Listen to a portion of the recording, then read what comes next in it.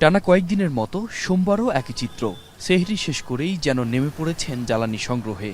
ভোরের আলো না ফোটার আগেই ঢাকার ফিলিং স্টেশনগুলোর সামনে যানবাহনের দীর্ঘ সারি। মধ্যপ্রাচ্য সংকটের প্রভাব পড়ার শঙ্কার সাথে রেশনিং পদ্ধতি এবং অনেক পাম্পে কাঙ্ক্ষিত তেল না পাওয়া, এসব মিলিয়ে এক ধরনের অস্থিতিশীল পরিস্থিতি।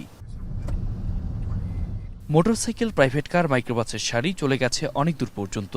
এর মধ্যে ঘন্টার পর ঘন্টা অপেক্ষার সাথে কেউ কেউ ধৈর্য পরীক্ষায় পাশ করছে রেশনিং পদ্ধতিতে তেল পেয়ে। যদিও অনেকেরই অভিযোগ, এই তেল খুবই সামান্য। ঈদের বাজারে চলাচল ও রাইড শেয়ারকারীরাও বিপাকে, কমছে আয়ও। পাম্পে দীর্ঘ লাইন, সেই ভোর সেহরি খেয়ে চলে আসছে, এখন পর্যন্ত লাইনে দাঁড়ায় আছি 2 ঘন্টা হলো। আমি ফজর নামাজের পর থেকে দাঁড়াইছি, তেল নিতেছি। ভোগান্তি এই জ্যাম, মনে করেন আপনার সিরিয়াল চলে গেছে ধানমন্ডি পর্যন্ত। 10 লিটার আমাদের তো একটু বাড়িয়ে দিলে সবচেয়ে ভালো হইতো, কারণ প্রাইভেট তো। বেলা বাড়ার সঙ্গে সঙ্গে আরও দীর্ঘ হয়েছে লাইন। কোথাও কোথাও তা মূল সড়ক পেরিয়ে পৌঁছেছে কয়েক কিলোমিটার পর্যন্ত। এতে ভোগান্তির পাশাপাশি বাড়ছে যানজটও।